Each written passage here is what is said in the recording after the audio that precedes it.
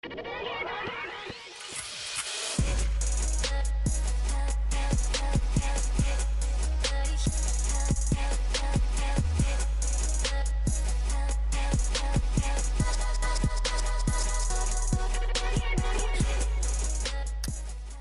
back. It is now episode 33 of the Lookout Podcast. My name is Meals, and I am here with the Platinum Chanel boy himself, Jeff. Yeah. 33, man. 33. What is 33 significant? What's the significance of 33? Nothing to me personally. Do you remember like a channel on the television? Something that had to do with 33? Yeah, it was Channel 33? No, yeah.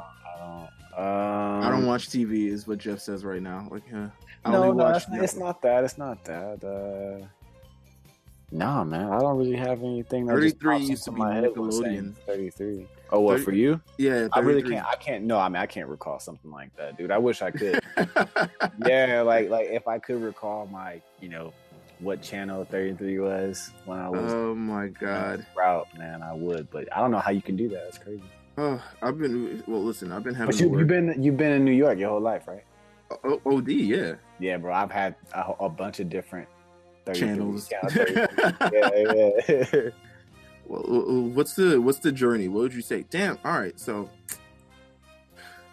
God, someone tried to hack into my Google account. I'm very, very mad about this. Yeah, man. Niggas after you, man. What do you got in there? What do you got in there? I have nothing, bro. I have failed pitches and like. This man's got the new season of Super in there. It might be new Super arc is in there. You never know. I wish I had those connections. I swear to God. Listen, I would be so powerful and so disrespectful with all those connections that like other people like Anime AJ and like Herms and like I wish I could draw.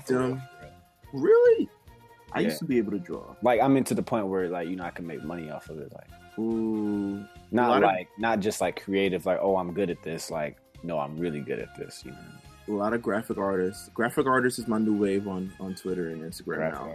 Like I'm just like I see. You know how like Twitter shows like who you like if you like something a lot. Like I don't know why, but I see sometimes you'll be on there like in cool graphic design shit. I may catch like a really dope picture of like Goku or something you liked, and I just happen to see it because Twitter's the feds. It's OD the feds. Yeah. I have to not like things I would normally like. Yeah, be careful. I know, right? Because there's things I would not. I was like, damn, that's a great photo of this lady. You've seen me screenshot stuff and send send it to the chat because I said so and so liked this picture, and it's like man, why are they snitching like this, man? And sometimes I'm gonna keep it 100 with you. One time I saw my girl like a picture of this very beautiful girl, and I was like, I'm gonna like that too. Yeah, it's crazy. I saw that she liked it, so I can like it too. Yeah, it's like, man, why are we? But like they let you see the whole tweet. The whole tweet, man. Whole tweet.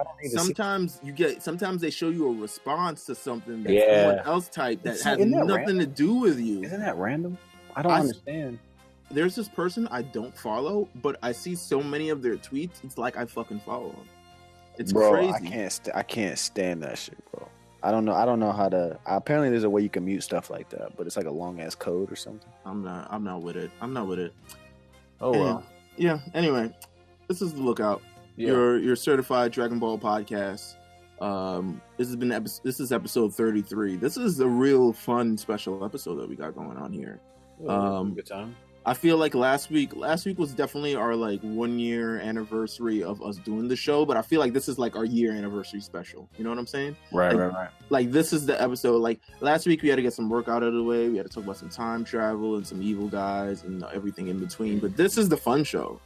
This is like, let's take it back to 1 year ago where Dragon Ball Super ended, and it was the most exciting finale that I've seen on television in maybe the last like 15 years. I haven't felt like that since I was a kid.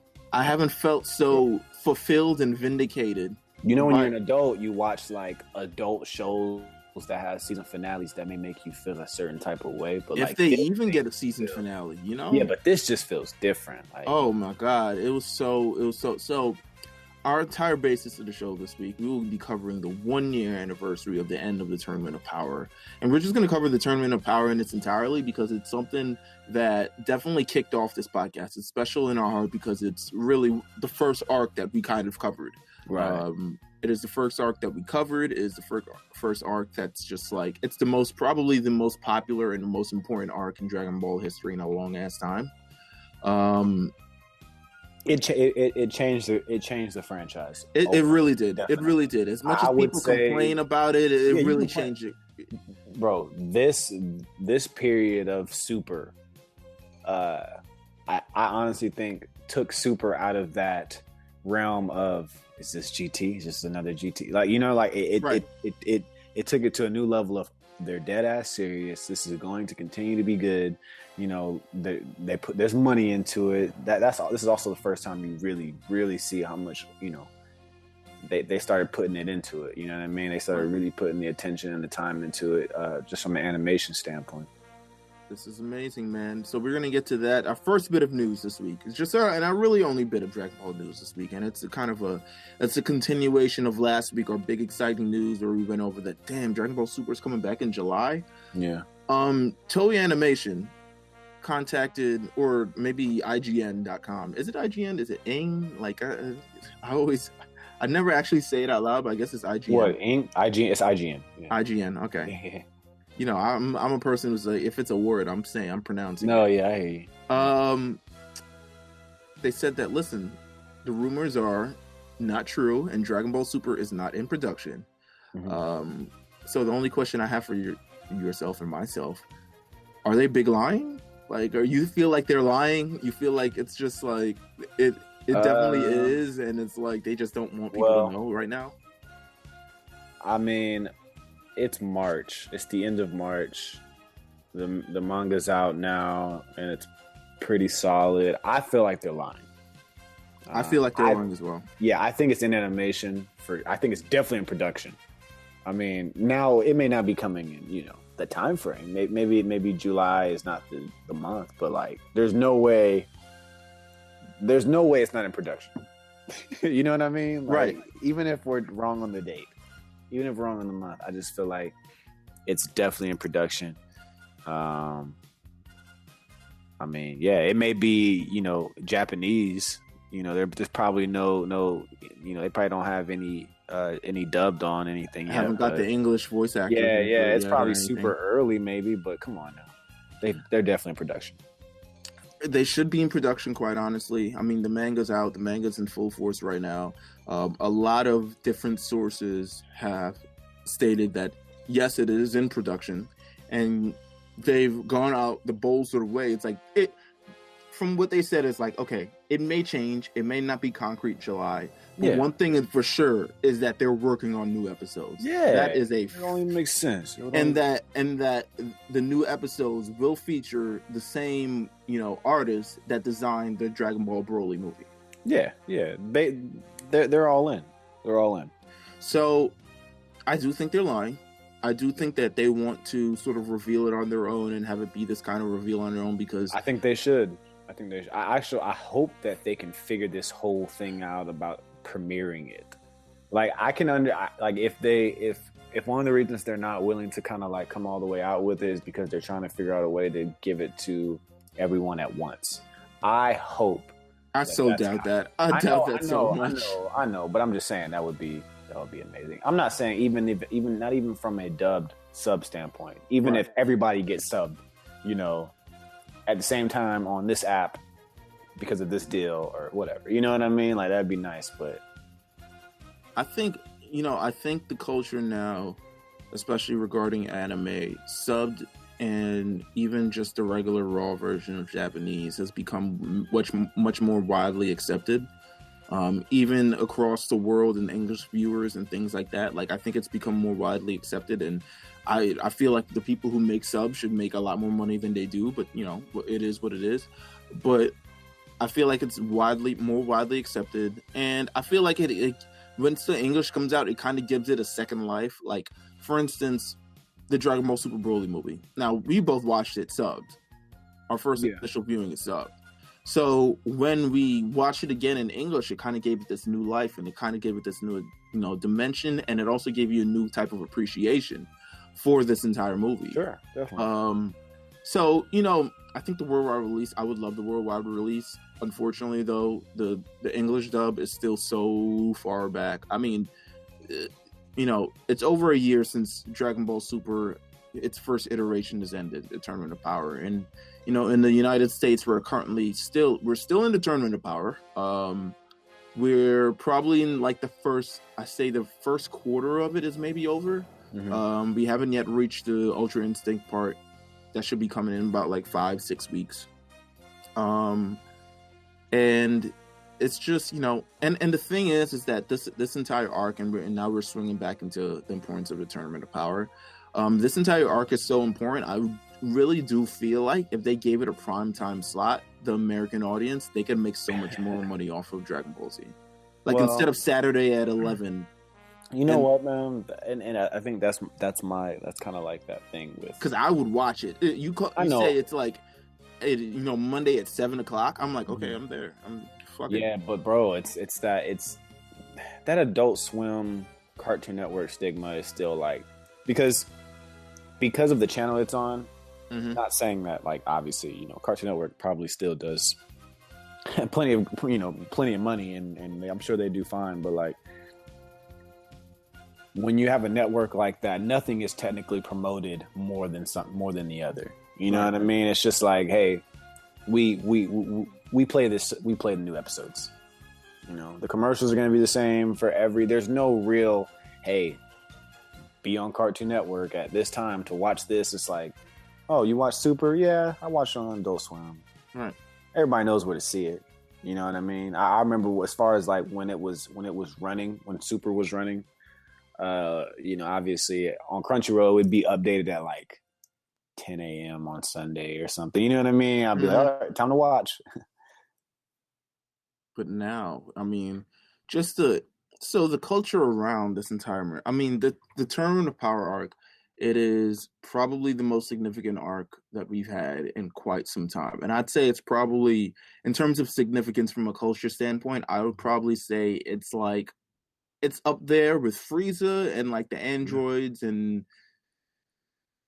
I think that would probably be it. That's what I would say in sort of top 3 of like significance for the franchise. Definitely. Because and the Saiyans and Vegeta showing up and all that other stuff, But in terms of that, it really just became like this phenomena, and the entire arc, my favorite part of it was watching it every week, and just the intensity building, and everyone slowly, it became this entire word of mouth thing where it's like, oh my God, Goku is, he's turning Ultra Instinct next episode. So everyone is like, oh my God, we're glued in. No spoilers on the timeline, please. You remember the pictures? Remember when like the beautiful like Goku pictures leaked, and we were like, what is this? Oof. Yeah. Listen, I might, we might have to do that on RNC. We might have to include those pictures in this post, because those pictures were awesome. Listen, the artwork is incredible, and then we'll get to all of that in this episode. But like the entire memories of it, and just its impact, and it's just worldwide appeal. I mean, airings in front of thousands of people in South America. Mm. Crunchyroll numerous times breaking down. Just, you couldn't watch it. You couldn't. There's no way. Definitely, that happened to me. Lots of angry people who subscribe. Actually, people who subscribe and just like, yo, I'm trying to watch this, and then it's 11:00, and it's like Crunchyroll is down.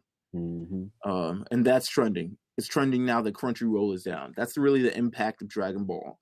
It's wild. The anticipation of how is this going to end? Who's going to win? Who is then? Me and you are having this discussion every week. What do you think is going to happen? Well, they've been talking about Gohan a lot, so maybe Gohan is going to have, and I have a separate thing about Gohan later, but it's just like maybe Gohan will, do something and he'll exceed and he'll get this new transformation, and so that. It brought back a lot of intrigue. They definitely tried us a few times. Oh yeah. They tried to tease things that weren't really like it was never there for us to have. It was just I really like. I mean, I like some of the mental things that they did when writing Right. this arc. My favorite part of them teasing things and them keeping things as a surprise had to be around the end of the arc, where there were spoilers leaked that Frieza was going to play a large part in the finale of it. Yeah. And everyone's like, okay, yeah, Frieza. When is Frieza coming back? Because we know Frieza's not like out. So there's pictures of Frieza and he's screaming. It's a picture of, I think they cropped out Goku in this photo and they like kept Frieza screaming and things like that. And it was like, okay, Frieza, great, Frieza. And then Android 17 is now included in this, and that was a complete shock to me. Yeah. You talking about the switch up? Yeah. The switch up of Android 17 still being also included in this, and I can't tell you how much, like, there are very few times in life I'm genuinely shocked. I like to think that I look at all sort of situations that could happen and be like, okay. There's nothing more than the girlish squeal that I let out when Android 17 came back on the screen. And I was like, and he was alive. And I was just like, yo, bro, this is the greatest show of all time. I mean, that was the moment I realized I never wanted this show to like end or go on hiatus ever. Yeah. And I would purposely not view my timeline. Yeah, like they can keep this going. I would skip out. I would not view my timeline until like maybe midnight, maybe like, you know, all this other things. I would not go on Twitter because I know, for instance, Balvin, I know him. We love Balvin over here. Mm-hmm. My man would gif it and screen cap it to death. And I was just like, yo, I can't. I'm sorry. I can't, like, cause you're spoiling the entire episode for me. Yeah, and I wanted to enjoy it so bad. Like I want to enjoy it so bad. So I was just like, bro, I just can't be on Twitter until I watch this episode. And I'm sure that's what people feel about like Game of Thrones and like, all these other major episodic, cultural shifting movies and shows that they watch. I don't watch Game of Thrones. I watch Dragon Ball Super. Yeah, I don't really have a spoiler bone. Like really, they don't disappoint me. I mean, obviously, if I found out about Android 17, I would have been like, yo. I know, but that's like. That's such a major, like as long as you don't tell me the absolute, like we can discuss things that like, oh, you need to see this movie because and it may be a spoiler, but it's not necessarily destroying the film. Now, if you tell me, oh yeah, by the way, Android 17 comes in the end, and you know what I mean, that's a real ass spoiler. Nah, I would be OD tight. I'm not even gonna hold you. I would be very, very tight. Some shows I don't care about, like, they made 17 so cool and relatable, and because he was a cool character, previously, now him being a good guy and him being a part of the team, it made people interested. So the fact that he was alive was obviously a special moment. So now that brings us to, if we're talking about Android 17, let's talk about what this arc established, because one of our major points that, we have here for what this arc established is that Android 17 is the shit. And they really... super OP, man. They took a character that wasn't truly explored in a very long fashion. I mean, he died probably halfway through the Android saga. He was probably alive for all of maybe 20 episodes, 15 episodes. And he was dope then, too. He was dope, but he was dope then, too. He was part of the storyline. So but they further embellished on it, and they further gave him more depth. Now he has children. Now, the entire human aspect of him, of his desire to just, go through human traits is further embellished, and just he'll play upon that in the show. Well, was one of my favorite moments. The family aspect, him, Krillin, 18, Marin, like that, right. that to me, it's like full circle. It's like, damn, man, fucking Cell ate these guys. Man. And not only that, he's probably the series' first true critical thinker in the show. And I'm listening to, I actually went back to listen to our first episode a little bit, and that's one thing that we gushed about, is like, yo, he's not the typical fighter. He's not like, yo, whereas most fighters depend on hope, he depends on strategy. He doesn't depend on super strategic. He doesn't depend. he doesn't depend on just raw strength itself. He's like, listen, if I can outsmart you, there's another way I can beat you. And we saw that a number of times as he's facing Top. Is that why he's so OP? That's why he's OP. Yeah, I think so. I mean, the fact that, like, really, that clip, that him 17 versus Super Saiyan Blue, to me was like, that's eye opening. Yeah, they needed to show that really bad. Like I thought it was really nice, considering, you know, he asked 17 to, you know, to join, obviously, but like it was a nice way to bring 17 into Super from a fighting standpoint, because then at least it gives us a teaser, like, oh, he's legit, you know. Right. There's no reason for him not to be a part of this. He's too strong. And I just think that was awesome, man. It shows that whatever he's been doing since he left. Fighting poachers, training animals, and just even training himself. I think he was legit training. Yeah, he isn't something that's just become like, you know, accustomed to whatever because I'm an android. He's someone who's generally been training, and his strength and his mind and his, you know, it's just a different type of tactic. You kind of need those kind of brains on the team. You talk about it even from a sports standpoint. Just comparing it, he's someone who we would equate to someone with a high sports IQ, championship pedigree, someone whose just brain thinks on a different level. You need him on the squad, man. Yeah, you need him. You need one of them on the squad. MVP patch, man. He's somewhere. He honestly, if we had to pick an MVP out of this, he's the MVP, not just the winner. I think we did. I think he was clearly the MVP / winner. And of course, like I said, he was extremely cool throughout the, you know, so it's like it was pretty easy to root for him. Right.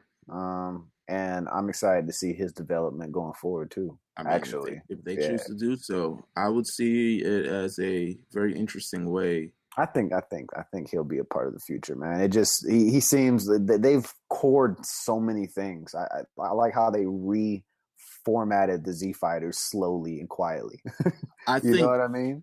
I think based on how the initial arc in Super ended, I think there's probably a demand for more 17. Yeah. So we'll definitely get him. Another thing that this arc establishes maybe that Frieza isn't such of a bad guy as we think he is.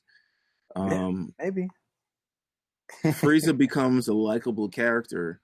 And I think a lot of that has to do with the adversity he's had to face through this entire arc. I mean, in the beginning of the arc, he's the guy with the finger beams, really just, you know, making people Swiss cheese, making people fall over, you know, torturing people. Yeah, just having fun, enjoying his time back alive for a little bit. You know, double crossing Frost, all this other stuff. But when it comes down to like the final few minutes of this entire arc, he's there.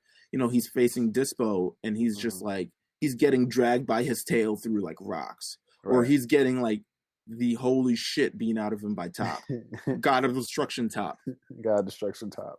And or Jiren is just like making him into like whatever type of cheese that it is. But that added a little bit of an adversity. And it also, you know, him just being relatively missing for very few, you know, a couple sequences in the entire ending kind of made you like, yo, when's Frieza coming back? When's it? Yeah, definitely. What is he dropping?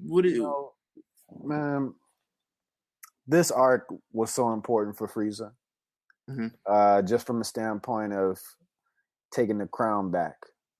I mean, Dragon Ball really hasn't been about like, to me, I enjoyed Golden Frieza reveal. You know, I enjoyed the movie. I do feel like it wasn't as massive as a thing though that it would have been if say for example, you know, we just found out about Golden Frieza during the tournament or something. You know what I mean? Like it would be extremely massive considering how much more popular Dragon Ball is now. But Frieza, to me, this was like took the crown back. You know what I'm saying? Like most sinister, most hated, but also now we found a side where we can actually enjoy the character just as a regular character. I agree. I mean, quite frankly, he's really a really good protagonist and antagonist. For whatever reason, it just works out. Who would have thought? It just works. And I think moving forward, even in the movie itself, we don't hate Frieza. We find him amusing. he has very amusing, points in the entire thing. In the movie, him wanting to be 5 centimeters taller, Right. him And being dead serious about it. him killing Paragus, Mm-hmm. everyone laughed. Him getting the shit beat out of him by Broly. It's just like he's someone who's gonna get his comeuppance, and it's very intriguing in a way. It's just like, All yo, you need to know. he's become, like you said, he's become one of the best protagonists and also a great antagonist as well. Yep. And all you need to know is that they brought him back to life. So there's some mega reason for him to be a part of this cast. Still. You need him in the show. You need him in the show. They figured it out. Another thing that we learned, I mean, we touched on the sort of, I think Dragon Ball Super, it's real. If there's a real string and if there's a real like kind of recurring sort of idea, it's that the universe is expansive and it's much more than just, the universe where Earth, Planet Sadala, and Namek are all part of. It's now that they're all part of Universe 7. There's 12 universes, and about 8 of them are fighting in this tournament. Just getting, now we have the introduction of new worlds that we can see and new characters that we can talk to and new, different type of deals. It takes the Dragon Ball cast that was previously like, okay, what's the Z Riders up to? And how are they enacting with whatever villain they're going up against?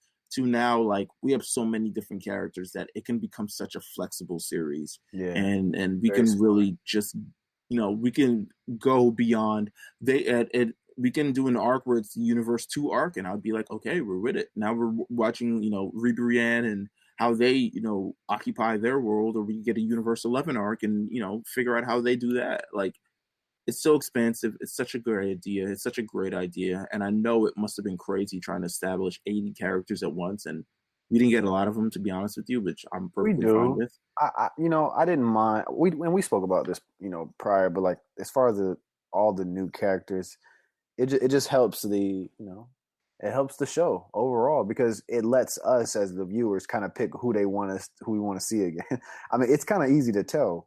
Some of the characters we fell in love with, some of them we didn't like, some of them were obviously not there to like for very long. It was just, hey, here's a cool design we did for this character on this universe. But you also have those certain characters that got a lot of different spotlights, some really good animation, some move sets, some names of some moves, things that you want to remember because they could be called back at some point. You know what I mean? This is true. This is true. I mean, here we are. If they showed the city, like the Universe 11 city, right? Like whenever they show cities of like the different, I'm like, there's other plans to me. Right. I just feel like you don't create an atmosphere for another location that's in and make it so in depth, like the nightclub area where Top was. And it's just to me that was such an in depth like city.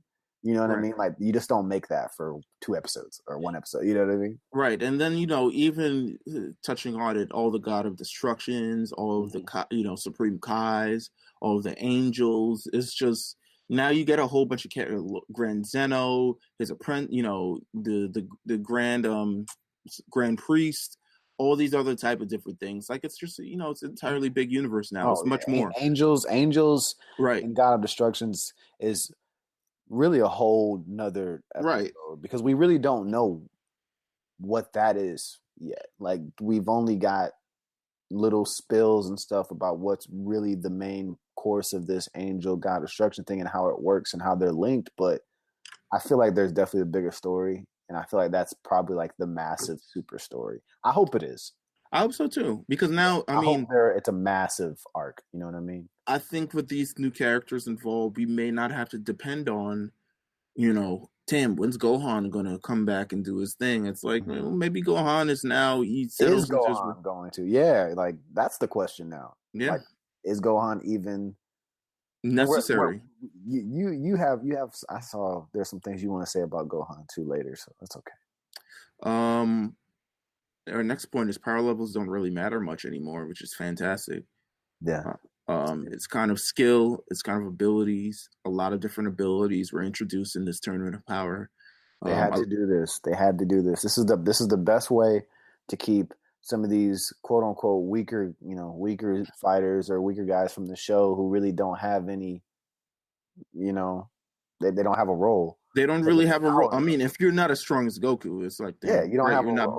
You're not beating Goku. But if you have a technique, if you have an ability that just blows it out the water, then it's like if you have a hit, for instance, who does the time skipping thing, which is like, oh my god, how does he beat that? And how does Goku? But there's still weaknesses in everybody's techniques, right? Or you have a Dispo, who is faster than the speed of light, speed of thing, and he can elevate his speed to crazy, insane levels. Or you have a Ribrianne who just kind of gets off on love or something like that. Just like cool, weird techniques. Yeah, it's a whole bunch of them. It evens the playing field, and it has everyone kind of have their own special way of how they kind of deal with this entire thing. So I'm a big fan. No, I'm obviously a huge fan, but another reason why I enjoyed this arc a lot was because it did remind me of it's cute because it reminds me of Hunter x Hunter. Because when I watched Hunter x Hunter, a lot of things from Hunter x Hunter remind me of Dragon Ball, and I know a lot of things from Hunter x Hunter did come from Dragon Ball as well. But this was cool seeing more of a technique aspect come to it, and them eliminating power levels because. That's kind of what Hunter x Hunter is. It's like, everybody has different techniques that they build. Doesn't mean they're necessarily, the best at what they do. That's just their technique. And I think Dragon Ball did a lot of that in this arc, and I thought it was brilliant. Another final thing, I mean, Ultra Instinct is kind of the new lore. I think... And I think it's something that would need to be established because I think the Super Saiyan God and Super Saiyan Blue thing got really established and really assimilated very early. Yeah, it's the base now. Blue is like it's not even worth the conversation of who's stronger than what now because it's kind of like, okay, Blue is just what he powers up to when he's got to fight. That's right. Red is some cool flashy stuff. Red's the flashy thing now. Red is basically like the cool thing that you see for a little bit, but I'm glad they've incorporated it more from like a technique standpoint. Like we say, they only use it for technique purposes. It's a major technique. We learned Ultra Instinct was something previously only thought that gods could attain, but Goku attained this, and this, he's been training with gods. He does have some sort of divine power under his belt. He's been going through all this different, types of training. I think. Anything you want to see after post Ultra Instinct transformations? What's new for you? I don't think I'm ready yet. I want to see more God Destruction transformation. That top, I thought that was cool. It was some sort of transformation. I don't think I'm ready for much. I mean, Ultra Instinct. You want more techniques? I want different. So I love the idea that everyone gets their own original technique, and that Vegeta has this like ascended blue. Goku has Ultra Instinct because it fights his fighting style. I would love to see more of those. I would love to see even. I mean, so like the Super Saiyan anger thing with Trunks. Yeah, I would like to see everyone to have their own little thing. And I guess if you look at it, Mills, they have kind of slowly been doing that. They've been slowly doing that. I mean, Gohan has his Mystic. Look at. I mean, even for that matter, yes. I mean, they brought another Goku in and did a whole arc on it, but at least Black was Rosé. Very different. Yeah, you know what I mean? I mean, I think everyone, and I think from a marketing standpoint, it makes everyone original and they're able to sell various things, various type of things. But I think just in general, having everyone kind of have their own special technique in what they bring to the series and just their own original thing, it leans less on like, okay, now we need this person to be really, really strong so he can fight this person. So how do we make them power up to the next level? Yeah. Now it's kind of like, okay, Android 17 is like this fucking mastermind that, and his technique is like his brain, like his critical thinking, like the way he does that. And he probably should be used in this upcoming manga arc because it's looking slow for everybody. Who knows? Maybe he will. But I mean, I feel like Hit is someone who I think they can continue to go somewhere with. I think it'll be interesting if they bother to do anything with other Z fighters. I think they're kind of I, like really phasing out a lot of the other Z yeah, fighters. see, I like Hit. I think Hit. I think his stance and his mission is complicated. Like it's Hmm. complicating for to be like kind of like an every episode guy, but I think they have so like his character is so cool. Right. And they've already, with his dialogue, he already wants to get stronger. So I can definitely see some type of new, like, some Hit Right. transformation of his own coming. I definitely see that. Um, and yeah, like you said, phasing out older Z fighters or older characters who kind of, we'll catch up on every once in a while. But once you decide to add all these different characters, I can't see how you can keep everybody in tune. Right. I mean, we're not gonna get. I mean, we went like 3 arcs without Tien Yeah. or Piccolo, really. Or Would you love to like? What if they just surprised us and like brought somebody to the forefront with oh, something I'm always in favor of that. like a Like I'm. TN, like a TN, an Oh, OG that would be TN a big technique? Like, push. yeah, like they That just would give be a them big like push. the push, That'd be a big push. It would have to make sense. of course. Um, it would have to like Tien would have to be like bitten by like a radioactive something. I'm not as long as we don't. I don't care for a Gohan comeback, man. I don't care. Uh, I I don't. don't know. I would love to see the Universe Six Saiyans involved I in think something. we're already gonna get that. I We're would gonna love get that. We're gonna get that. I would love to see, but now, so the Universe Six Saiyans though, now they have Kefla, so that's Yeah, kind of their special thing. You know what I'm saying? yeah, It's yeah, kind of like the Gotenks thing, where it's like Trunks and Goten now have Gotenks, so it's like that's their special ability. Is like yeah. fusion. Kefla is like, man, Kefla's special, man. That's a special ass character. They got to do that right. Right. They got to Yeah, do that right. Yeah, I definitely. agree. They can hit that one out the park. Like, especially the. Have we discussed the English dialogue The English dialogue. between them two Oh yeah, yeah, and their yeah. relationship? We gotta talk about that. Yeah, yeah. I don't think we discussed it. Um, they're definitely in a relationship. That's what it Um, looks like, right? I mean that's kind of what was said.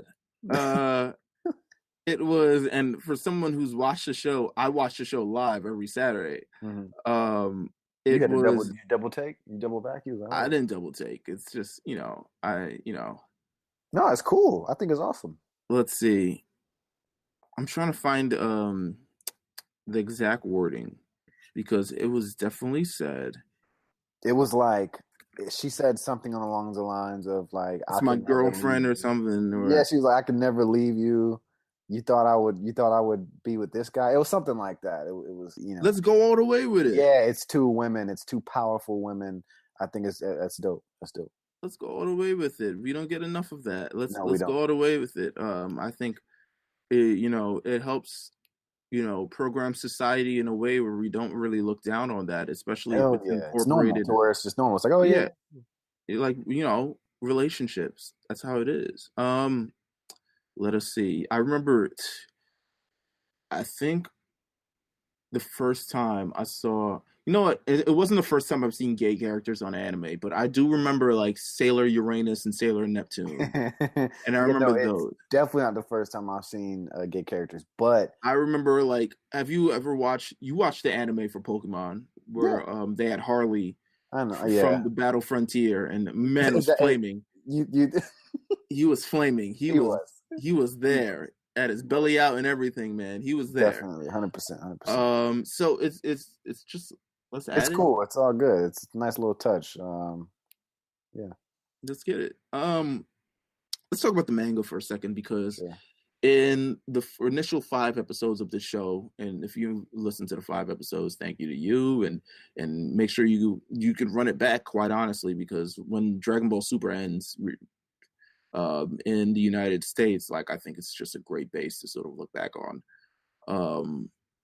But we never got to talk about the manga because the manga wasn't even up to that part yet. Yeah, yeah.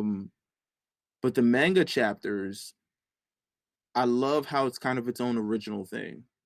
And we talked about it last episode with the Future Trunks arc, where it's kind of like it was like similar this is a similar structure, but a lot of different events happened that kind of make things happen very, very differently. And this is kind of the same for, it makes sense, and some of it makes sense even more easily. Yeah, 100%. A lot of differences, a lot of things. How do you generally feel? And I think we talked about this last episode. Yeah. But I mean, how do we feel generally about this, like this entire manga thing? It's just, I mean, not manga thing, but it's just like the manga adaptation of the universe survival arc. I feel like I think it's cool reading it after watching it. Yeah, and I don't know if I would have appreciated the same way reading it before watching it. When we watch the filler for the torrent, like the filler in this arc, and we're kind of just like, oh, this is a cool episode, but it's clearly a filler episode. Yeah, it's like sometimes the manga makes you appreciate the filler episodes. Because you just may not get something, but when they decide to like, when you read the manga and you see the differences, you're like, oh well, this makes way more sense. Like, you know what I mean? Like, it's right. Like, but it's in a shorter, it's in a it's condensed, so it just makes more sense because it just, you're like, oh okay, it's right here, and then you move on to the next sequence. When you're watching the anime, that next sequence may be a whole episode later. Right. The entire manga, But it's cool. I mean, there are some things, I get it. And I definitely say, I think I appreciate it now reading it after the show adaptation. And I may not have liked it as much if I did it the other way around. Because I do feel like a lot of the show benefited. I think this arc benefited a lot from the major just showing of it all on actual television, the actual anime itself, the made for TV-ness of it all. Where you get the drama and you get the backstory and you get these large events. It's just too big to put in a, like, to me the manga, there's no real, you can figure it out.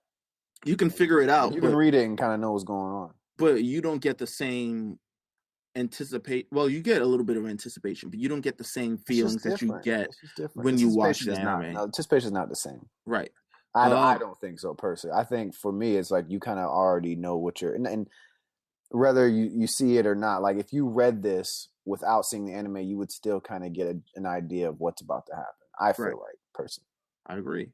Let's talk about a little bit of the differences and if we like them or not, or more than the original. Let's see who wins. Let's see, original or anime.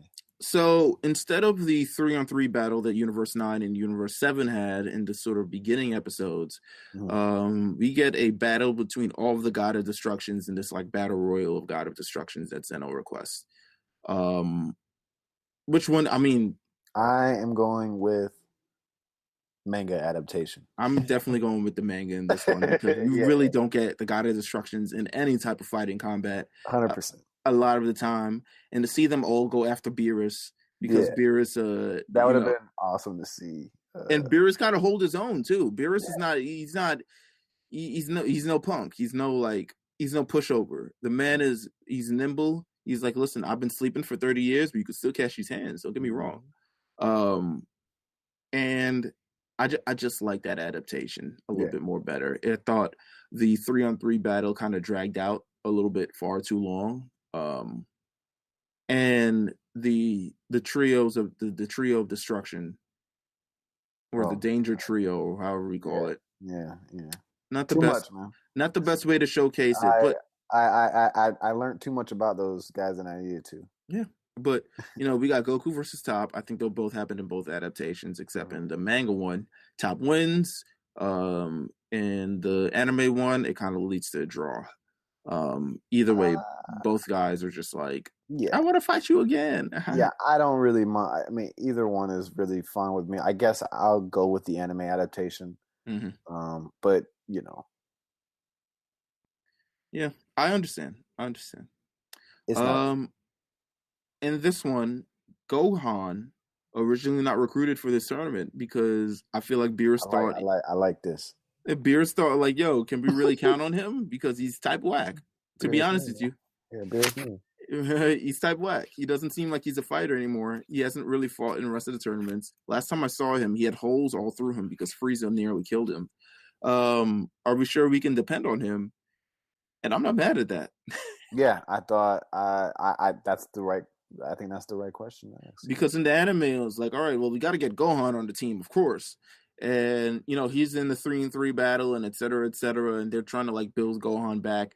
And the only reason I would say I like the manga one a lot better is because I don't think they took it all the way with Gohan as it felt like they should have based on the development that he got through this entire arc of kind of becoming a fighter. Yeah, they stalled a little bit, and they fighting for a cause and being the leader of the team and a lot. They tried to tease us. They tried to kind of make us look like Gohan was on his way back to be part Elite. of, part of everything again, and then they kind of pulled it back again. So it's weird. I guess they're just trying to keep him in the loop to some extent, but right. Yeah, I like the manga adaptation. And he was recruited anyway, and he shows up in like Piccolo fits, and it doesn't look as cute when it's like when he's like large. No. But yeah, as it did as a kid when he was like 11 years old, turning Super Saiyan 2. So yes, I don't need this, bro. But whatever. Cool, yeah. Nice touch. Yeah, cool story, bro. Chaozu and Future Trunks were considered as members of this team. Yeah, I like both options here. First of all, to me, Future Trunks is the obvious. Like, I get why he wasn't added, of course. Why do you think he wasn't added? Let's see if we're on the same wavelength. Man, look, I just can't see how they can agree to go back and get him again. I don't see how they could explain him of just like time travel is supposed to be taboo. So you went in the future to get another member? That's cheating. My point, bro. That's my point, bro. It's like there's no way they can explain how they went and got this guy. Right. So it just doesn't make sense from that standpoint. So keep him out of it. What are you talking about, Chaozu? Come on, Chaozu has not really done anything for God knows how long. I would have liked some cool Chaozu blow himself up dialogue for the team. But that's all they really could have. But that's my point. I think they would have been like, Chaozu, please don't blow yourself up this time. Were they about to give Chaozu a new transformation where he gets tall and buff? Nah, I think Chaozu, a lot of it's his psychic powers that are kind of his entire like thing. His abilities are. I don't know, man. We're gonna get to talk about just make TN top dog, man. We're gonna talk a lot about both of them. Yeah. We're gonna have the next plenty of Chaozu and TN. Yeah, we're gonna have plenty of Chaozu and TN. So I thought it was just an interesting tidbit. Frost eliminates.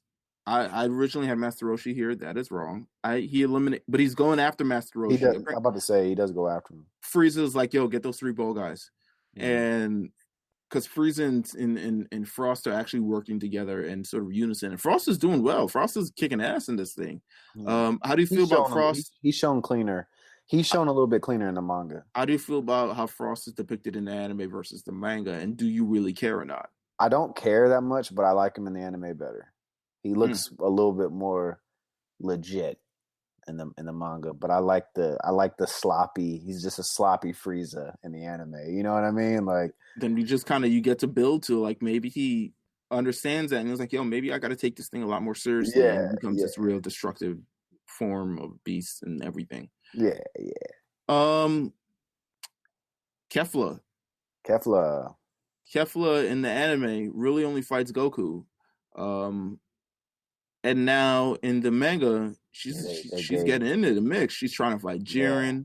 Yeah. She has this battle with Gohan, and she goes to a draw with Gohan. How do you feel about that? I actually 100% see why they decided not to do that for the anime. It would cause so much chaos. It would cause too much chaos because Gohan is washed, and Cleffa is supposed to be OP. And plus, you wouldn't get that Ultra Instinct moment of that point blank Kamehameha to the face. Yeah, 100%. Which is, I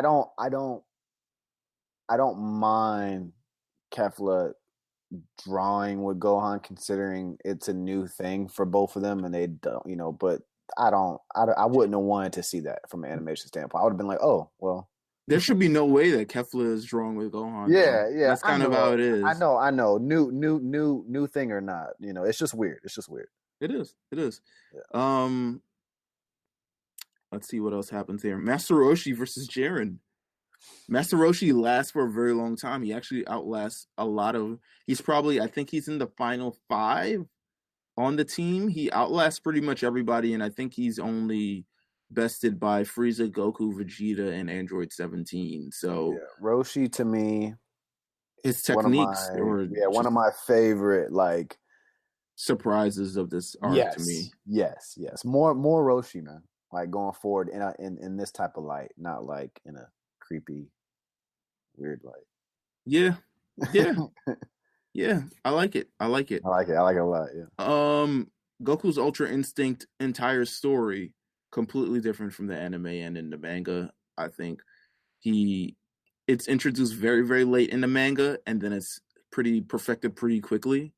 Whereas in the anime, it's introduced multiple times, and it doesn't get really perfected until he's put against the most ultimate pressure. This is one of those things. This is one of those things you can't fix from going from anime to manga. Mm-hmm. No matter what, you got to draw out the big reveal, and that's just kind of how I see Ultra Instinct set the difference between the manga and the anime. Like I just feel like it definitely.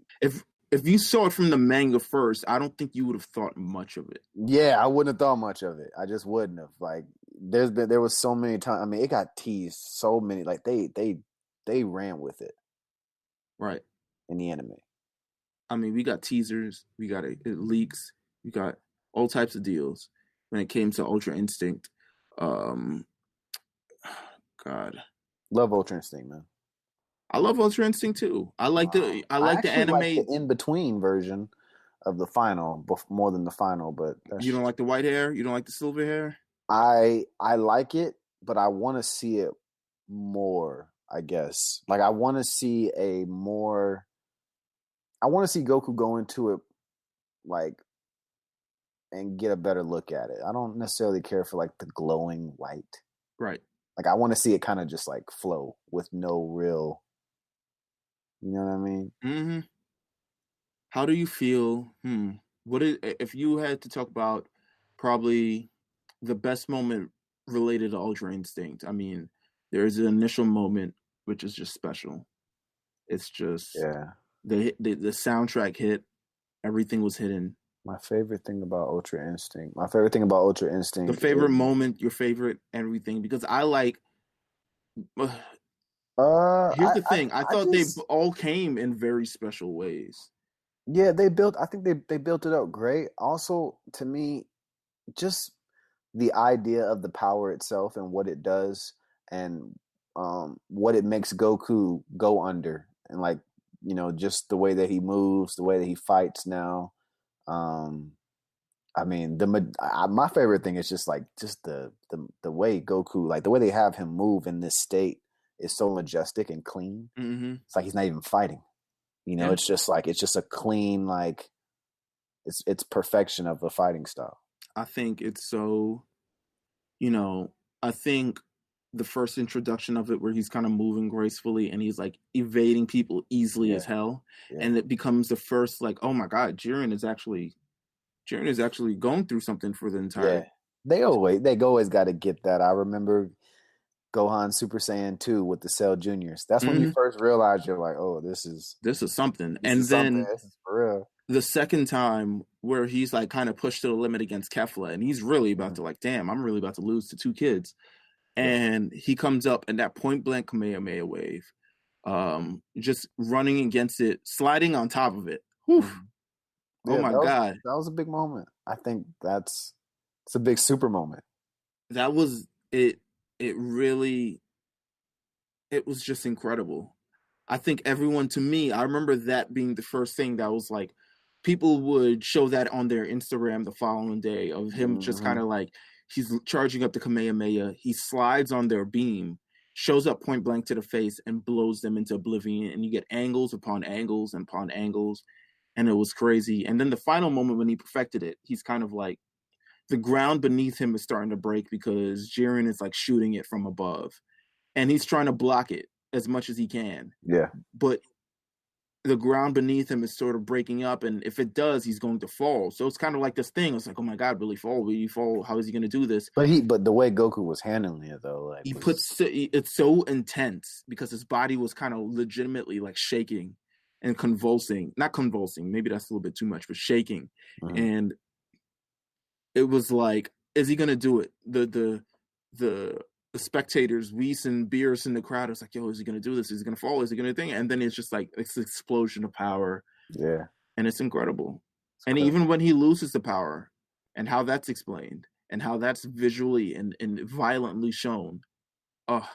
Goku transformations will never not, like, they're never going to disappoint you. Yeah. Easily not. Even if they end up not being important in the long run, it's like they're going to make sure if it's Goku, like I loved Super Saiyan 3, and I thought Super Saiyan 3 transformation was kind of like I thought it could have been more important, but I didn't necessarily consider it lackluster. Like I thought it was an amazing thing considering how cool it looks. And the music was fire too. And the music was fire, and Goku was yelling for real. Yeah, big yelling. Shit like it hurt, man. So yo, why's my head so much? Anime, and the next part, Gohan excuse for no longer going Super Saiyan is that he wants to evolve as a human and not as a Saiyan. It's really the wackest bars I've ever seen in my life. It reminds me of like Logic bars. Like it's like I just don't like this at all. It's like he's like, I'm evolving as a human, no longer as a Saiyan. And I was like, get your Saiyan ass out of here, bro. Like, to me, you remember? You get your monkey ass out of here. Come on. Yeah, you remember when old girl went on Dr. Phil and said she wasn't black? Yeah. Yeah, that's how this is. Gohan went out there. He was like, "Look, I don't do this Super Saiyan stuff. I'm a human being now." It's like, nigga, what? Yeah, it's like if you don't get your monkey ass back in that ring and start training again. Your daughter flies around like as an infant. Yeah, come on, bro. Don't ever say that again. Don't ever say that. Disrespectful, bro. Vegeta probably hates Gohan. Do you think Vegeta probably dislikes him on the low? He seem like somebody Vegeta would despise? I feel like he might because of where he was and where he is now. But then Vegeta's also like, I think Vegeta would hate him more if he was still stronger than him. I mean, I know, but I'm just saying, like, he still probably looks at him like, fucking loser. Nah, I don't even think he has him on his radar anymore. It's like, yo, that kid is he's a nerd. He's not even checking for him no more? My nigga's a nerd. He's a nerd, Kakarot's son? He doesn't even call him Gohan? No, he calls it. I think he just calls him Gohan now. He's just like, yo, it's that nerd Gohan and his wife. They're back again. His daughter's stronger than he is. Yeah. The ending of it, Android 17 wins by surprise. He's revealed literally at the moment he wins, whereas in the anime, we get a little bit more drawn out. It's the second to last episode where he's revealed. I lose my shit. Yeah. And I'm not gonna put a moment over the anime version. Yeah, no, you can't. Unfortunately, yeah, it's not gonna happen. You can't. So. You just can't. The manga version's cool though. But yeah. Yeah, I mean the anime. I think overall the anime it's something so big, and you can't contain it in a manga. Oh my God, Jeff. Mm-hmm. Oh, are you still there? Great. Oh yeah. Oh my God. No, we're good. You know I'm scarred. I know, right? Let's talk a little bit about the pros and cons of this. Let's just run through them quickly because the pros are there are some. There's probably more pros than cons to me. Yeah, it probably is too. I was trying to really think really hard of some cons. I know. I mean, it was really good. The animation is beautiful at times in this. Oh yeah. Like it's so you can tell they put their budget and they really put their foot in. I feel like they put most of the budget into this.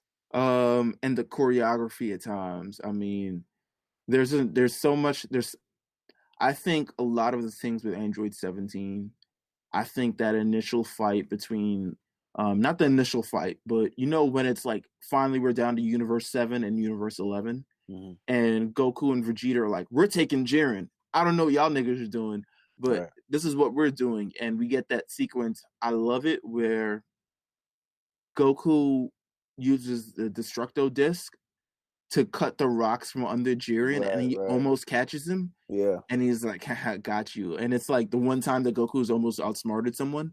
And there's just there's a lot more with the fighting choreography too. I think literally the final episode is one of the best things that I've ever seen in my life.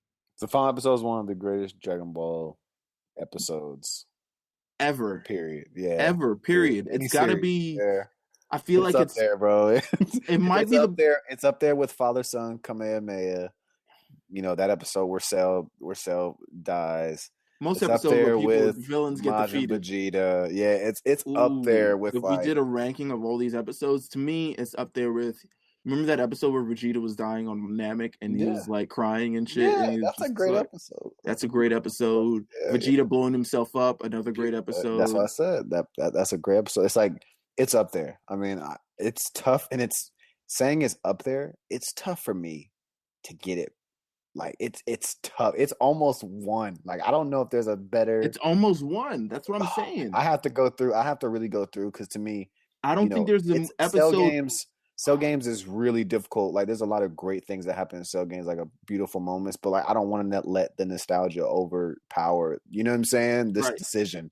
Like I don't know, man. I don't think there was nothing better than that episode in Dragon Ball Super, bro. It was such fulfilling and cathartic, and somewhere where you built up to this entire thing, and you get this 3-on against this seemingly indestructible guy, and it's kind of teamwork.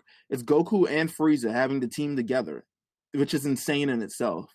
Yeah. It's Android 17 shooting these beams, and Goku and Frieza running alongside of him, and Jiren like flopping in the air, and you know he's like they're trying to hold on to him to drag him down, and he's literally like throwing them against the wall. Like, oh, if you can watch, I recommend you right after this podcast, just watch that episode. Just watch that episode. It's so good. I watched it the other day. It's so good, bro. It's so good. That's just like, oh my god, this is it. This is it. It's the ending. It's probably the best ending of everything, to be honest with you. It's the best ending of any arc that I've experienced. I agree. As far as Dragon Ball is concerned, that's for sure. I can tell you that for sure. And like, I really have to think about it as far as like best moment, but like I don't know, man. That may be the best moment. Like it tops Super Saiyan Goku for the first time for me. Mm-hmm. I mean, it tops. I even think I think Frieza's second death, or I think Frieza's initial death, the Trunks death was pretty exciting for me. But like, I mean, obviously, Super Saiyan 2 Gohan was huge. I think most people will probably have that number one. Yeah. It's a top 3 moment. It's a top 3 moment for sure. I have Majin Vegeta situation. You know, there's a lot of great things. Shit, I even loved Vegeta's Super Saiyan debut and you know, destroying the android, Vegeta's arm getting broken by 18. I think that's a great moment. But this was just too powerful, dude. Like, it's just incredible, bro. Another pro about it is the week-to-week drama, and I think it's what we needed to keep us in tune to the show. And it obviously did something right, because it wasn't something like, for instance, like with the Trunks saga, which is great and all like that, but you can miss it and then you can binge it later. This one, like every episode, it's like, oh my god, what's happening next episode? Like, if you didn't check it out right away, you know, if you didn't have one of your websites you log on to watch, yeah, it was gonna spoil. So you had to check. You had to be ready for it. Another pro, we talked about this earlier, lots of new characters, lots of new universes. Mm-hmm. We talked about this just a couple minutes ago, brought back a major moment to the series I was missing, and I'm talking about Ultra Instinct. I'm talking about the final episode. I think Dragon Ball Super, while as great as it was as a series, it didn't have that thing it could stamp itself on as just like elite, like Dragon Ball Z. It still stood in the shadow of Dragon Ball Z. Yeah, you got to introduce something mind-blowing and fresh and new. Yeah, I mean, it still lived in the shadow of Dragon Ball Z of like, it's good, but it's no Z. Like, but this just puts it on another tier and another level, and it's like, but Ultra Instinct though. Yeah, like, I know people who before this new stuff, like even before you know, Super, like even before Black, before Ultra Instinct, they thought Super was kind of like, you know, just another branch that isn't working. Yeah. And I just think the importance of this arc, it was just so important to show that they still had it and it was a big budget behind it and that everybody cared and everybody watched and, we all kind of experienced it together. And that's why, like, this moment, when we look back on Super and why Super was so successful, this is the moment that brought it to life. Agreed. Another pro, Goku not winning, obviously. It's just not predictable. But I actually think, like, in Super, they made him not win a lot, which is interesting. Every arc, in an instance, he doesn't really win. I mean, he won the Frieza thing. He kind of went to a draw with Beerus. He kind of won the Frieza thing by technicality after time skipping. He didn't win against Black because Trunks kind of did that. Yeah. You're right. He didn't win the tournament, so they're kind of just like, let's taper him out. Like, we don't want it to be too. They literally slowly but surely. Like, he's still doing a lot of massive work. Oh yeah, he's still doing a lot of the heavy like 70% of the work, but right. Like still, yeah. Let's give other people the shine. Let's not have to bring him back in the Buu saga in the way we brought him back just so he can beat somebody. And then Khans, a little bit more story. I think we could have done a little bit more story. In terms of just like, okay, let's see what these people are really fighting for. I like that one episode where I think it's Universe 9 where Gohan fights that guy who can move his chi around, so you can't really sense him really well. Yeah. And then Gohan pushes him off, and then he sees the amulet, and he's like, oh man, he's a father and a wife and a daughter just like me. Fuck. Yeah. And it was like a casualties of war situation where it's like, yo, this is bigger than just fucking Gohan, man. Their lives truly on the line. I would have preferred he just not be there. Mm. On this cons list, I said, lack of Gohan development. I see that on here, and I am totally fine with a lack of Gohan development. I just feel like they had every opportunity. I think they wanted to act like they were about to develop something. They didn't stick fresh. the landing, which was my. I know, but I think it was important. I think that was on purpose. But it's weird because you spend a majority of so you bring him back for the 3-on-3. Remember that conversation him and Piccolo had? And yes, where they're making it sound like he's about to go fucking go save shit on this shit. Super Saiyan Blue, or something like that. Like we've discovered something that's gonna make him more powerful than me and you. We talked about that scene like a couple of times. We got something in store for Gohan for sure. We thought Gohan was about to be out here. Too. He about to be run up against Jiren and shit. Like obviously, yeah. And it's just like maybe it's not cute anymore because he's a grown ass man. Maybe, man. Gohan's like in his fucking mid-20s. Maybe someone needs to wish him as a kid, and we'll see how that kind of goes. Man, I would. Hey, man, I would enjoy a Gohan arc where he got sabotaged and wished back to be a kid. Wished back to be a kid again. Like, damn, this kid. And he's having trouble raising his daughter and being a husband. Wow. Okay, that sounds like ABC Family special. Super Saiyan 2 Kid Gohan. Yeah, I like that, man. That's cool. It probably looks awesome. Another con I have, the build to the tournament was long, and BRING. Yeah, bro, but there's just I don't think there's a way around that without making it look like the manga. Yeah, because every episode, and then you'd say, then one of the cons would be, man, it was just way too short. Yeah, because there is no in between with this. Like they had so many characters, it was whether it was going to take forever or you were going to miss a lot of details and why these guys were here. I would have loved a little bit more other universe recruitment things. Let's get a little spin-off episode, spin-off arc about the other universes, Universe 6, Universe, all these other things. I mean, we got those sliced into a number of episodes, but I mean, yes, it's about Universe 7. Duh. Like I would have liked if they went on Earth and recruited some old guys we just haven't seen for a while. What are you talking about? Just characters we just haven't seen in a long time. You know what I mean? Whoever, maybe like Pike or something. You know what I mean? Just like somebody random. Like, let's go reach out to somebody who we haven't seen in a long time. Oh, come on, man! Just for jokes, man. Call them up. Maybe, it'd be cool, man. What's good with you? I don't know. I don't know if I'm about that. I don't know if they want to, I wouldn't mind the callbacks, man. Call back some characters and just make it to where you obviously can't get them. Like I would have liked to looking for. Hey, you remember Spopovich? Let's call him up. Like, bro. No, I just would have liked the sequence between like Goku acting like fucking perfect cell if like he wants to like just some. Where's Nam at? Like, yeah, just where's Nam? Where's Nam at, bro? Just some random question. Let's go ask Jace of the Ginyu Force if he wants to if he wants to help out. Or Birder, he's the fastest in all the universe.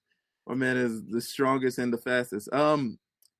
Let's see what else we got here. I thought characters could use a little bit more. Just Hit. I feel like Hit was a major disappointment, and it sucks to be Hit because Hit was by far and large like supposed to be the key for their universe. Uh-huh.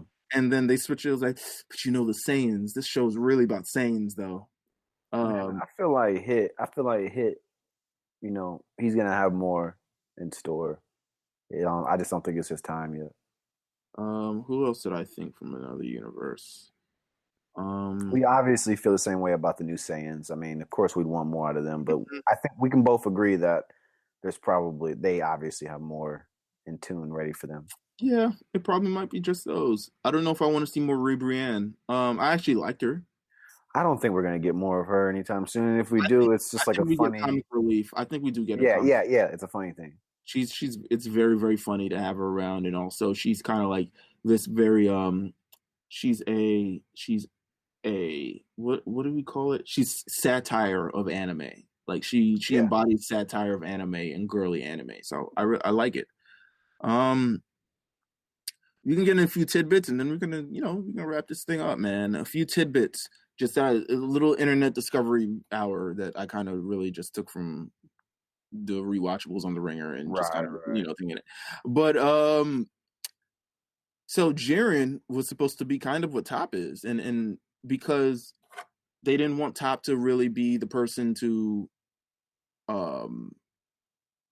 they wanted Jiren to be this kind of like silent killer. They're just like, nah, Top. Let's make Top that guy. So Jiren was supposed to be all about justice and all the other stuff. And then they changed the character and they made it a lot more brooding, a lot more moody, a lot of different things. Yeah, I mean, I don't have a problem. I mean, I didn't have a problem with that.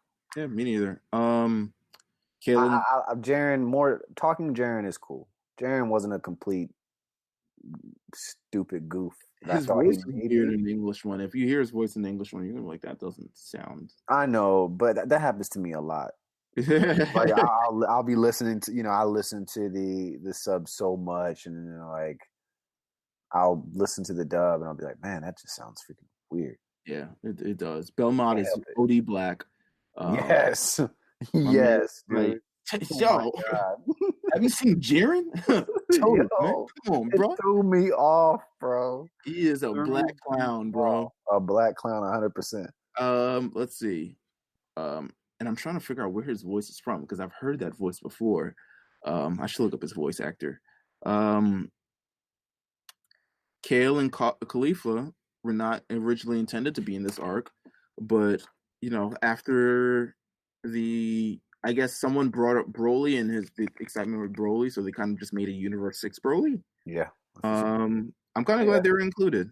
Yeah, definitely, 100%. I love both characters, and now they can do some really cool stuff later, I'm sure, with Broly.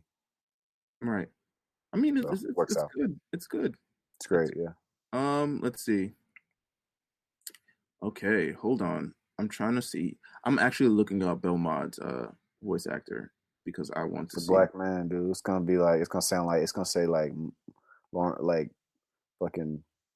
Let's see, Belmont's voice actor. It is Lorenz Tate. No, it's gonna be like fucking Lorenz Tate, thingy. Marcus Lloyd. Oh, his name's Marcus. So Marcus Lloyd, voice actor. Let's see. Is he black? He's OD Black, bro. No, I mean his name's Marcus. Big black, bro. You didn't even have to. To be honest with you, he legitimately looks like Chris Mack, but yeah, you didn't even have to search him. This nigga's name is Marcus. I already knew, man. He has. I'm looking at his anime voiceover wiki, which is they got a wiki about everything, man. Yeah, I know. He was in he's Dragon Ball Super. He was in Dragon Ball Z. Interesting. Full Metal Alchemist is various voices, so he's in that. And that's probably where I felt like I heard him from. Legit, then. Okay. Let's see. I mean, shut up. A black man voice actor? Yeah, no. Yeah, incredible. For an anime? That's 100%. like... I'll do it. Yeah, come on. I'm taking that on 100 times. I'm trying to see who he was in Full Metal Alchemist now. All right. Probably they don't have it. They don't have it listed. Probably what's his face? The black that black guard. Black guard? Let's see. Part 3, I feel like. I'm trying to see. I really want to figure it out. He also voiced stuff in Xenoverse. Gosh. Yes, this is a thing we're going through because we're both black. On a video game? Yeah. He voiced it on a video game. Xenoverse. There is a Xenoverse Lite version out for free. Yeah, if you're a Xenoverse fan and you just kind of want to play the Lite version. I think it gives you about 5 or 6 missions, and the online is fully compatibility. So if you're into Xenoverse, go download it. All right, they don't really have a thing. I feel like, honestly, I'm really about to I'm dead ass about to contact them and try to get them for an interview on the show. We got to talk about this. Let's get them on, man. Let's get them on. Boo was always supposed to replace Frieza, so there you go. That's cool. I'm fine with that. Whatever. I don't know what they got against Boo. Legitimately, Boo has slept through the entire. I'm not a fan of Fat Boo. So. Legitimately, in this new arc, where is he? He's sleeping. He's just unimportant. And of course, animation was a priority. Final thoughts. I think it's one of the best arcs in Dragon Ball history. Yes. It's one of the most important. It is the most important arc in Super so far. Yep. I think it's one of the most important arcs in Dragon Ball ever in general.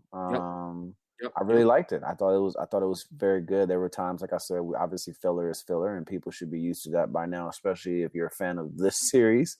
But overall, it was really awesome. They gave us everything we wanted. A bunch of new characters for us to draw our own conclusions for. Basically, what's going to be going on with the story coming up, and we have old characters that we got redrawn to and fell in love with over again, and even old bad guys we didn't think we'd fall in love with in general. I think it was just perfect. This arc, I think, like I said, we'll look back on this and we'll say, damn, this really created Super. Yeah. However many years we have, left with this series, I feel like if Super has 5 more arcs, it is because of this arc. I agree. And I want people to know what, like, I say that because of all the characters. We can have a whole arc. I wouldn't be surprised if we have a whole arc on Sadala, and we don't see Goku or Vegeta for 30 episodes. Like, I wouldn't be surprised. They've done that now to the point where you can keep my attention. Right. With doing that. So, or even if you can legitimately be like, yo, we're taking Goku out of this and we're only doing Vegeta, but you have so many other supplementary characters. It works. It just works. I think if they wanted to just send Vegeta to Sadala on his own little arc mission to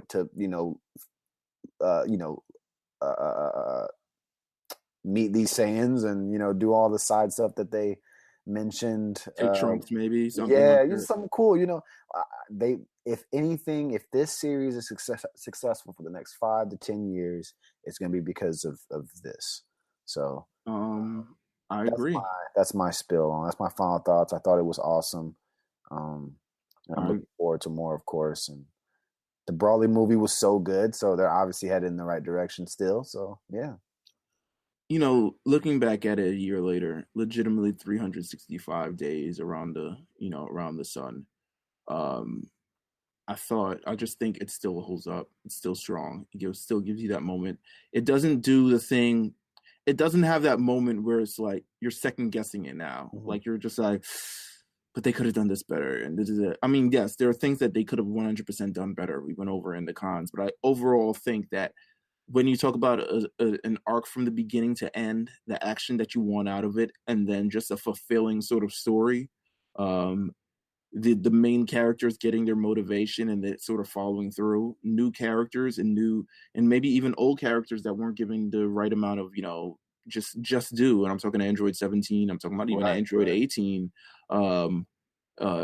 Vegeta, Cabba, Caulifla, Kale, Jiren, Top, Ribrianne. Man, like you're naming characters that truly have, replay value.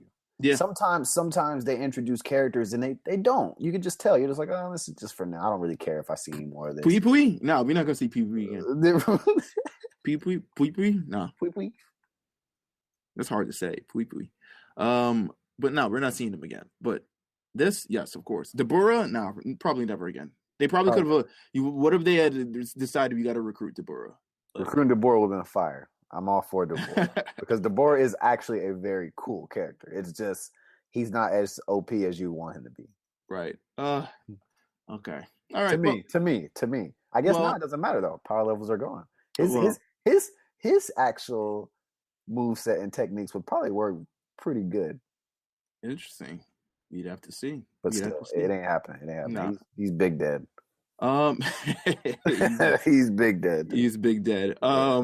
And they're not wasting 24 hours to bring him back. No. He's not even the strongest dead guy. No. Bring back Kid Buu, nigga. Let's see. I mean, this has just been a great episode. Kind of looking back at it. Shout out to everyone who is getting their stickers. I personally wrote on the envelope. You should be getting your stickers soon, Jeff. I already sent them out, so they should be here within the next couple of days. Sure. I've been sending it out, just seeing the love and support, and just having I've legitimately been writing all the addresses on envelopes myself. They haven't been sent out yet because I want to include one more special thing in it because you guys are so fucking awesome. But just seeing everywhere, seeing Florida and seeing Houston, Texas, and seeing when you text me about California that, awesome. And just seeing Boston and seeing just a bunch of different places, and I'm just like, yo, bro. Shout out to this podcast. So, and also shout out to you guys for continuing to listen and support it. Because if we continue to listen and support, we just keep doing well, man. So thank you. Thank you guys. We'll probably have more coming up this year. Yeah, we're coming up more soon. We ain't going nowhere, man. We got more, man. Hopefully Super really is coming back. And if we can get that episode to episode again and everybody's on Crunchyroll, we'll be back week to week on some real shit. I think so. We definitely want to do an episode where we talk about this manga thing. I think we should wait until the next chapter's out. That's fine. We can piece the whole thing together so far. I'm ready to talk about this, this new bad guy. I agree. I think we should wait till the next chapters come out. I think Vegeta stuff too. Yeah. And what else do we by then we should know if Super's coming back or not. I don't know. Hopefully. We should have some new announcements for various things. And yeah, it should just be fun overall. We're going to talk about the episode, and then we'll let you know. By then, hopefully, we should know a date of when we'll start recording for season 5. We'll look out. So, yeah, just stay tuned. I mean, feel free to binge all the old episodes. It's fun. It's fun to go through. Put your friend on because it's just a fun conversation to have. Our episodes and Super. If you've never seen Super for whatever reason, or you're trying to get into it, Start our pod and start watching. We are uploading our episodes starting with season 1 on YouTube. So I will have all that information in the near future. You can follow definitely RNC Radio Live, and you can listen to our episodes on YouTube if you want to catch them within I'm hoping they put in the right algorithm where we come after some really good videos, and then people just start listening and just be like, oh shit, they talking that shit for real. But yes, we'll put them on YouTube. Get Mills to buy a Switch so that we can. Somebody can buy a sword, somebody can buy a shield, and we can. I'm buying a Switch, so you don't even have to worry about it. I'm getting a Switch. I haven't got it now, but it's only because I don't want it sitting in a box for 6 months. Right. But I'm gonna get a Switch. But yeah, man, this is it. This is episode 33 of The Lookout. Thank you guys for tuning in. We'll be back. We will be back. And yeah, man. Thank you to Dragon Ball and the Universe Survival Arc, Meet us bro. at the Lookout. Meet us at the Lookout, bro. Meet us at the Lookout. Buy the merch. Buy the shirts. Buy the fucking merch. rncradio.bigcartel.com. Get you if some. You tweet me enough, I'll send you some stickers. Listen, do it. You can tweet myself at Meelz TV, MEELZ TV. You can tweet him at Old Newsboy. You can follow RNC Radio Live, where you can continue to get all the content, all the things. You can listen to RSPN. You can listen to The A Show. You can listen to The Late Fees. You can listen to Perfect Play. You can listen to a bunch of podcasts that we got in the works and we got coming up. We got playlists galore coming up. We got a whole bunch of things coming up, so make sure you stay tuned. And yeah, just meet us at the Lookout every time we call, man. If we get some exciting news, if we get some exciting news, we'll be back. We love talking about it, and we love sharing with you guys. So yeah, just lock in, as my homeboy said. Jeff, lock in. That's it. And meet us at the Lookout. We'll see you guys next time. Peace.